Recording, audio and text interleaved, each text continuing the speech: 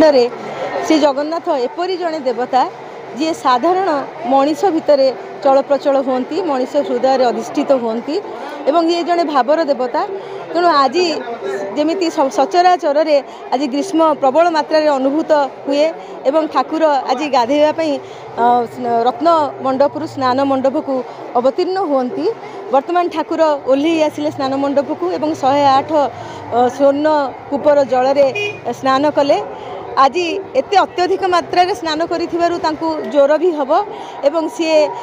आसंता काली अणसर रे साधारण मनीष अत्यधिक स्नान कले जेपरी भाव में रोगाक्रांत हुए पथी रहे जड़ीबूटी मध्यम निजक सुस्थ करने चेष्टा करे ठीक से ही भली गोटे साधारण मनीष भली मर्त्य आज प्रभु श्री जगन्नाथ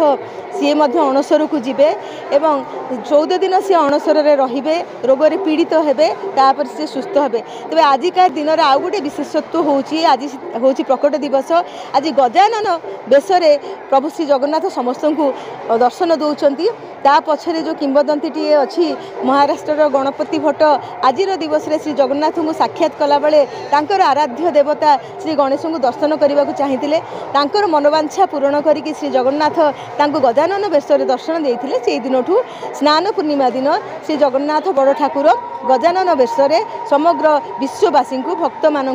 दर्शन दियंती एवं आज दिन में स्वयं ब्रह्मा दर्शन करने को आसती। वर्ष सारे 3टी दिन स्वयं ब्रह्मा आम साधारण भक्तों मेल आसिक ठाकुर दर्शन पाती स्नान पूर्णिमा घोष यात्रा और बाहुड़ा यात्रा। तेणु आज दिवस अगणित भक्तों समावेश मध्य श्री जगन्नाथ आज स्नान करिसेंती बलभद्र भौणी सुभद्रा समेत एवं आज से अणसर को जाउछंती एवं आज यात्रा आरंभ है। आज आम यात्रा आरंभ है एवं ये 14 दिन अणसर समय आम पटिदियों को दर्शन करवा एवं नवजौवन दर्शन परदिन आम पुणी रथ यात्रा बाहरी जा बाहुड़ा यात्रा पर्यंत अपेक्षा करवा प्रतिदिन नुआ नुआ रूप से दर्शन ठाकुर आमको देवे।